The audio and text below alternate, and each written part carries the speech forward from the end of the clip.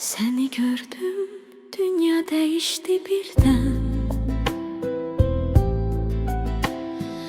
Sanki yaz geldi kalbime yeniden. Bir bakışın yetti mənə, inan. Adını yazdım ürəyimə her an.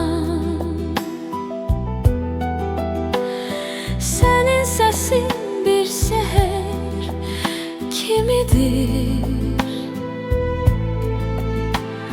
Her kelimesi mənə ömür verir. Yaxın ol, uzaqlaşma məndən. Sensiz bir gün belə keçməz mənə. Senle sonsuzam, senle tamam.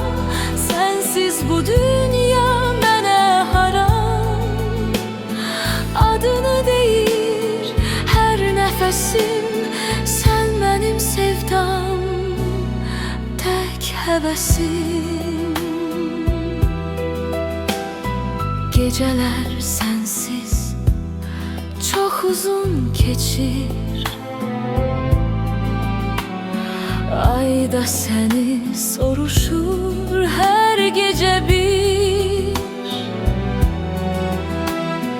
Ulduzlar şahittir bu sevgiye.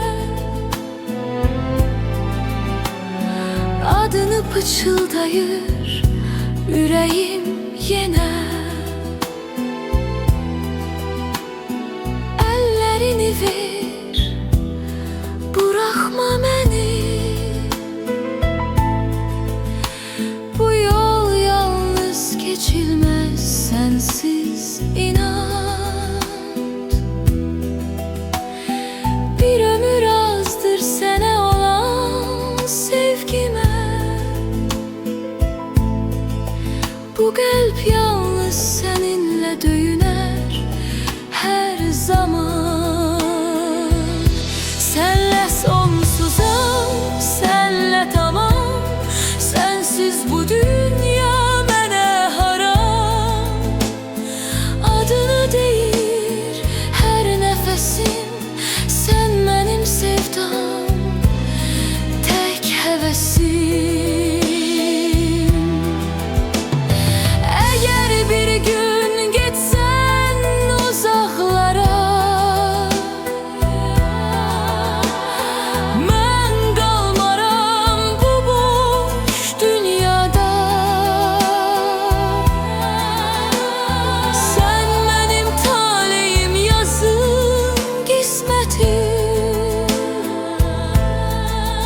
Seni sevmektir tek hakikatim. Senle sonsuzam, senle tamam. Sensiz bu dünya mənə haram. Yüreğim yalnız seni deyir, bu sevgi hiç vaxt bitmeyecek.